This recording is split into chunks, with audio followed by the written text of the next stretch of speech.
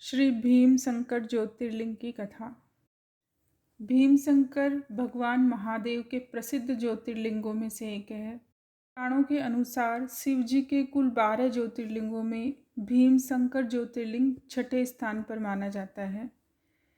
शिव पुराण के अनुसार भीमशंकर ज्योतिर्लिंग असम राज्य के कामरूप जिले में ब्रह्मरूप पहाड़ी पर स्थित है, जो कि गुवाहाटी के पास भी है। किंतु महाराष्ट्र में भी एक भीमशंकर नामक मंदिर है, जो कि पुणे से लगभग 100 किलोमीटर दूर तथा नासिक से लगभग 120 मील दूर सह्याद्री नामक पर्वत पर स्थित है। आज मैं जो आपको कथा सुनाने जा रही हूँ वह महाराष्ट्र स्थित इन्हीं भीमशंकर ज्योतिर्लिंग की है। वह इस प्रकार है। शिव पुराण की कथा के अनुसार राक्षस राज रावण के भाई कुंभकर्ण का एक पुत्र था, जिसका नाम भीम था। भीम का जन्म उसके पिता की मृत्यु के बाद हुआ था। उसकी माता जंगलों में रहती थी। एक दिन उसने अपने पिता के बारे में पूछा, तब उसकी माता ने बताया कि कुंभकर्ण उसका पिता है, जिसे एक युद्ध में श्री राम ने मार डाला। अपने पिता की मृत्यु के बारे में सुनकर भीम अत्यंत क्रोधित हुआ और उसने श्री राम से प्रतिशोध लेने की ठान ली। बाद में उसे पता चला कि श्री राम श्री हरि विष्णु के ही अवतार है।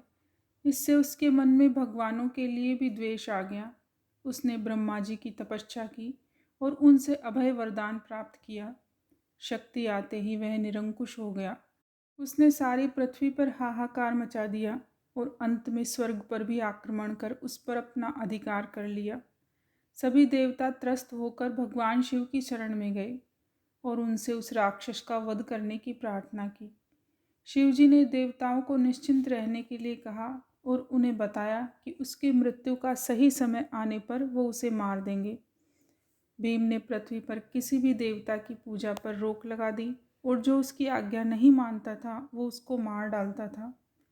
एक दिन उसने एक राजा के राज्य पर आक्रमण किया। वह राजा भगवान शिव का परम भक्त था।